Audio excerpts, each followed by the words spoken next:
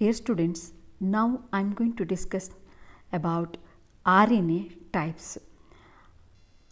RNA, ribonucleic acid, is a polymer, is a biological macromolecule present in all cells, plays a crucial role in gene expression by acting as an intermediate between the genetic information encoded by DNA and protein.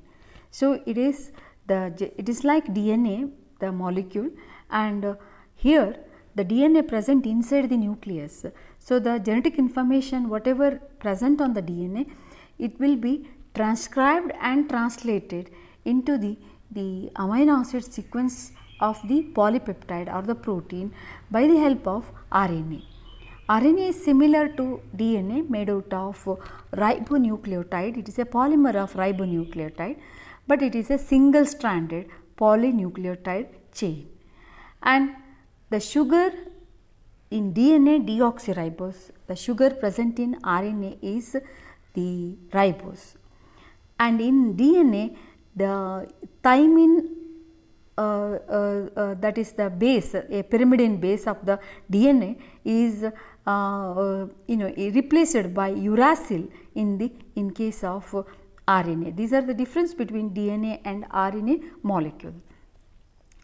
RNA sequences are copied from the DNA template in a process called transcription.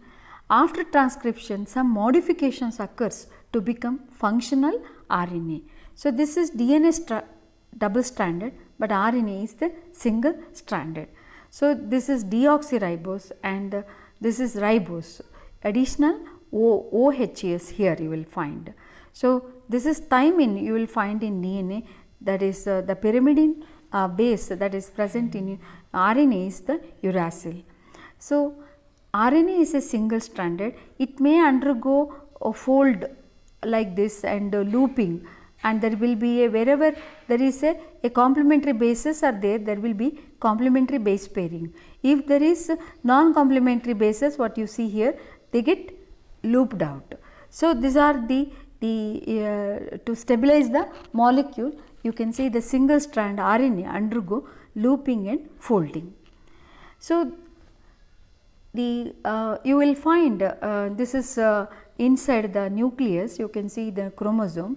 This is you can see from the chromosome the DNA, it is this DNA undergo the transcription process, you can see here, this is RNA polymerase. So, the process of synthesis of RNA, any RNA it may be, all this process will be the same, only the RNA polymerase may change. So, the process whatever the DNA template, on that you can see the RNA is synthesized, it is RNA polymerase directed RNA synthesis you will find.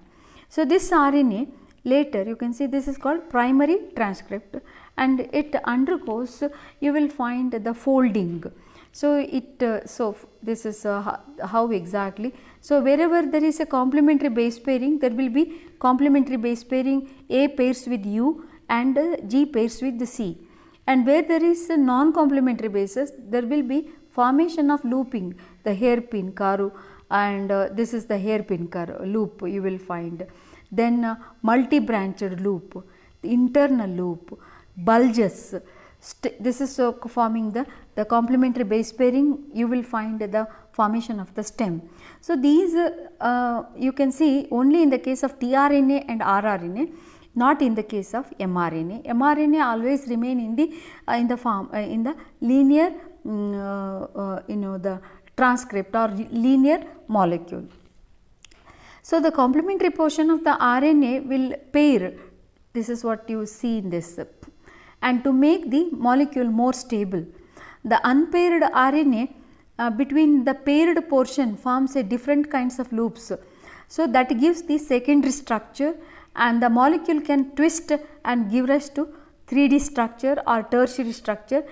All this makes the molecule more stable in the tertiary structure. So, usually tRNA and rRNA they function in either in the secondary or else in the tertiary structure. RNA may be genetic and non-genetic. Genetic RNA, you know that some retroviruses, RNA viruses like HIV, polioviruses, hepatitis, coronavirus, sorry, they have RNA as the genetic material. Whereas even in some plant viruses, you will find RNA as the genetic material. Non-genetic RNA is the one, they are responsible for the, they are not the genetic material, they are present in the all cells, and they are present in the higher organisms where DNA is the genetic material. These RNAs are usually single stranded, lack self replication, they synthesized from DNA template in the presence of DNA dependent RNA polymerase enzyme. Main functions of these RNAs are in the translation process, that is in the protein synthesis. This is the difference between genetic and non-genetic RNA. So, the genetic RNA, you will find there is a self replication that is absent in the non-genetic RNA. It is synthesized from the DNA through a process called transcription. So, this in some plant and animal viruses, this RNA is the genetic material, and you will find non-genetic RNA in all you will see in the prokaryotic and eukaryotic cells, you will find where DNA is the genetic material. So, here the regulation of gene action, here the function is in non-genetic RNA protein synthesis. Here they function in the absence of DNA, here they function with associated with the DNA. In the types of RNA, there are mainly three types of non-genetic RNAs involved in the translation process in both in prokaryotic and eukaryotic cells. Those are, you know, that messenger RNA, mRNA, transfer RNA, tRNA, and ribosomal RNA, rRNA. In prokaryotes, all types of RNA synthesized from RNA polymerase, only one species of RNA polymerase. In case of eukaryotes, there are three classes of RNA polymerase. RNA polymerase 1 synthesizes rRNA, pre-RNA. When the RNA molecule synthesized, they are called primary transcripts or pre-RNA. They undergo post-transcriptional modification to become mature functional RNA. So, RNA polymerase 2 synthesize pre-mRNA, RNA polymerase 3 synthesize pre-tRNA. All these enzymes synthesize primary transcript or immature RNAs or pre-form they are called, and they undergo post-transcriptional modification to become mature rRNA or mature mRNA or mature tRNA. So, the primary transcript undergo, you can see the coiling or else you will find complementary base pairing, looping you will find. So, all these you can see the secondary structure, tertiary structure you will find. So, messenger RNA 5% of 3 to 5% actually the total cellular RNA are messenger RNA, because messenger RNA usually cannot be stored. Once it get translated, it get degraded. That is why their amount in cell is very less, 3 to 5%. So, they carry genetic information that is copied from the DNA to ribosomes for protein synthesis. So, they are formed through the process of transcription, and the genetic information in that process, the genetic information that is present on the DNA will be copied in terms of triplet codons on the mRNA. These mRNA then get translated in the at the level of a ribosome, and these triplet codons are decoded, and you can see translated into the amino acid sequence of the protein. Here GUA, it is the coding for valine. So, you will find UGC cysteine, then AAG lysine, likewise you can see serine, leucine, likewise you can see. So, the message in mRNA is read in 5' to 3' direction. You know that each amino acid is specified by a specific codon. You will find this specific codon specifies the valine. This is how they get translated. So, the messenger RNA comprises only 5% of the total RNA in the cell, but it is the most heterogeneous type, because you know tRNA, rRNA, they are having a definite specific types, but mRNA, depending on the size of the gene, the coding sequences, the size of the coding sequences varies from mRNA to mRNA. Some are long polymer, some are short polymer, depends on the size of the gene, size of the protein you will find. So, you will find it comprises thousands of nucleotides, and looping and complementary base pairing is absent. They function as a linear polymer. So, these are this is the structure of the primary transcript. When it get transcribed from the DNA, it undergoes so many processes you are going to study in detail later, and it before leaving into the cytoplasm, it gets all these structures. At 5 prime region, it gets a methyl guanosine cap, which protects the exonuclease activity at 5 prime region. Then it also get a non-coding sequence called leading sequence. So, this is actually the primary transcript only contains this coding region. So, this coding region starts from the initiator codon, that is AUG usually, and there is the ending of this coding region contains the stop codons. You know the stop codons UAA, UAG, UGA. So, that is usually you will find here at the end of the coding region. And at a 3 prime region, there is a non-coding sequence is also added. It is called trailer sequence, and it is further, it is at the 3 prime, there is a poly A tail is present in the eukaryotic mRNA. These structures are absent in the prokaryotic mRNA. So, these are the differences between prokaryotic mRNA and eukaryotic mRNA. Prokaryotic mRNA is polycisteronic. From a single mRNA, 3 proteins are produced. It is you will know that operon concept you have studied. So, the operon here you will find gene 1, 2, 3, from that you can see 3 protein. Whereas, in the case of eukaryotic, so the single mRNA coding for only 1 protein, not it is a monocisteronic, it is called. Then in the case here in the 5 prime region, you won't see the methyl guanosine cap, what you see in the eukaryotic mRNA, that is absent here, and poly A tail that is present in eukaryotic mRNA, that is absent in the prokaryotic mRNA. So, the prokaryotic mRNA it synthesized in the protoplasm. So, where you can see there is a transcription and there is no time lapse between transcription and translation, whereas in eukaryotic mRNA it is transcribed in the nucleus. It has to transport it to the cytoplasm. To protect the molecule, the additional structures are added in during the before it is leaving into the cytoplasm. So, that is absent in the case of prokaryotic mRNA.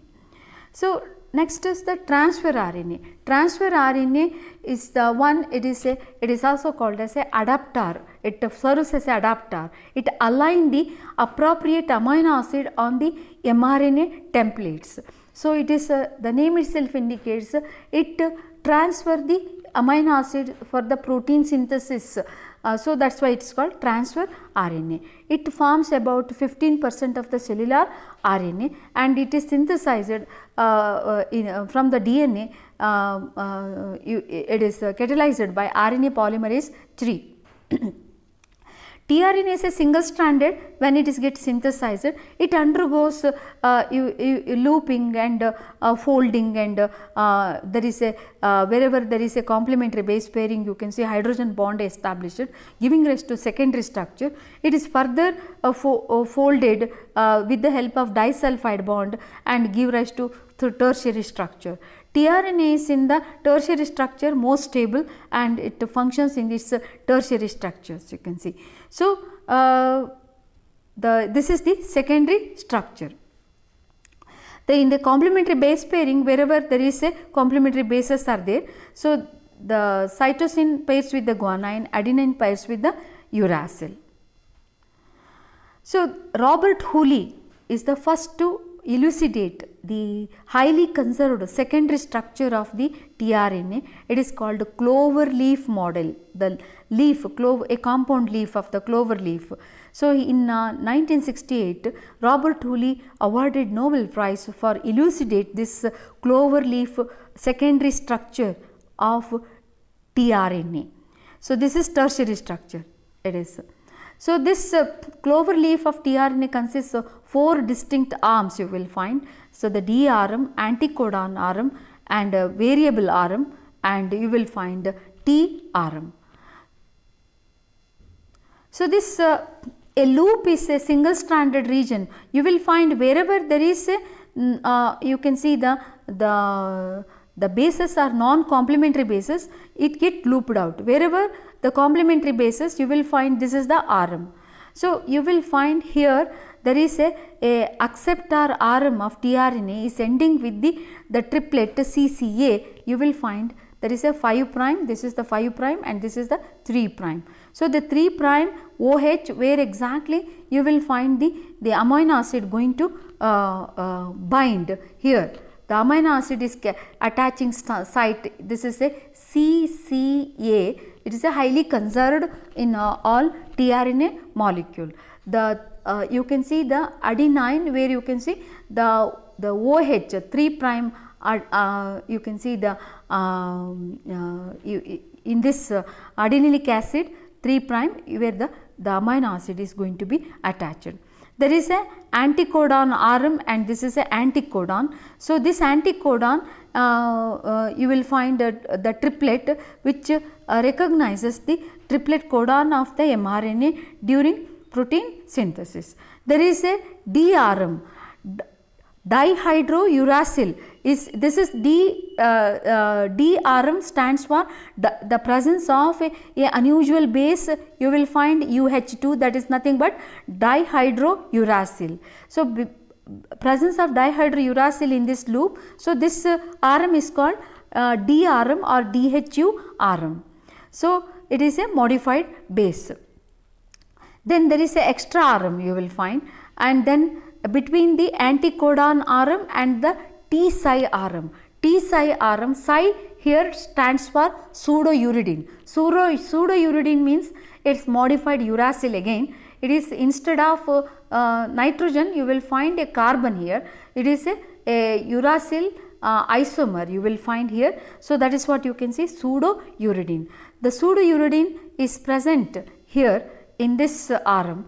It is along with the thymine. Usually it is a thymine is an unusual base for the RNA. You would find thymine, but thymine is also present in some you will find in the tRNA. It is this is in the you can see the T-Psi C arm, the thymine, pseudouridine, C. So that is present in this loop. That's why it is called T-Psi arm. So it is a modified base. So the transfer RNA is the intermediate in protein synthesis that interprets the genetic code, and it can be linked to the amino acid. You will find here in the to the triplet codon through the CCAN. The anticodon is a trinucleotide you will find here, and to this codon tRNA is you can see the whatever the codon present on the mRNA recognized with this anticodon. So this anticodon carrying the corresponding amino acid depending on the triplet codon of the mRNA. Amino acid tRNA synthetase are the enzyme responsible for the covalent linking of the amino acid to this the the adenylic acid of this 3 prime region. So what are the functions? As I said, it is during the protein synthesis tRNA binds with the specific activated amino acid and attaches to the CCA region, and it carries at the CCA region to the ribosomes. tRNA recognizes specific ribosomes, so the ribosomes recognized by the you will find the T arm. D arm recognize the specific amino acids. tRNA reads the mRNA codon through anticodon and through hydrogen bond by complementary base pairing. So, the mRNA is read by various tRNA until the appropriate match of the anticodon with the codon. So, this is what you can see. There is a wobble base you will find in this position. So, this wobble base, more about this I will explain you later when I am dealing the wobble hypothesis. Next, ribosomal RNA. So, it is 80% of the total RNA is the ribosomal RNA. This is you have studied about this, more about this when in your last sem when you are studying the structure of the ribosome. So, ribosome it is the structural component of the structural and functional component of the ribosome. RNA found in the combination with several proteins. There are about 82 proteins as a component of the ribosome.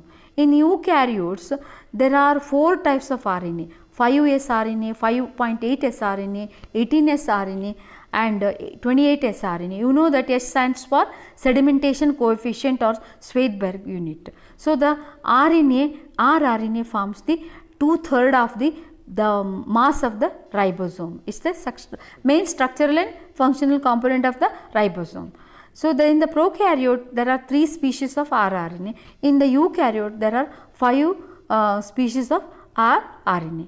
So, rRNA is a long single stranded, and when it is get synthesized, it undergo looping, twisting, helical coiling to stabilize the molecule, and folded region you will see the complementary pairing, the C pairs with the G and A pairs with the U. So, the rRNA also contains number of modified bases, methylated bases you will find. Here there is a single strand bulge you will find, there is a internal looping. So, where there is the complementary base pairing, you will find the complementary base pairing stabilized by the hydrogen bonds, otherwise it get looped out. So, you have studied already in the prokaryotic ribosome and in the eukaryotic ribosome and in the mitochondrial ribosome the type of rRNA and the number of nucleotides in that, number of proteins associated with that and all this in the last sem while studying the ribosomes. So, these are the rRNA which is forming the prokaryotic ribosomes and the eukaryotic ribosome. This is just to show you a 18S rRNA which contains 1869 nucleotides. So, it starts somewhere here and it get looped out like this and this. So, it go like this and this and like this is get looped out. So, total 1869 nucleotides. So, the molecule stabilized through folding, looping, strengthened by the hydrogen bonds and further in the tertiary structure by disulfide bonds. And the functions of the ribosomal RNA, it is a structural and functional component of ribosomes, and you know that it is you have studied the importance of the ribosomes. rRNA initiates translation, it recognizes mRNA, rRNA forms the workbench for protein synthesis, rRNA also functions as ribozyme. You have studied already the role of ribosomes. Apart from these 3 important RNA molecules, they are called non-coding RNA. There are other housekeeping non-coding RNA also there and regulatory non-coding RNA. So, these regulatory non-coding RNA are called long non-coding RNA. It is important in gene regulation. There are small non-coding RNA called miRNA, microRNA. It is bringing the gene silencing. Then small nuclear RNA, it is synthesis of ribosomes and forms the telomeric synthesis of the telomere. Small nuclear snRNA, it is the important in the spliceosomes, and small interfering RNA, and it is interfere with the RNA in translation. So, likewise you can see the other RNA, non-coding RNA you will find also in the eukaryotic cell. So, this is about the types of RNA, their structure and function. Thank you.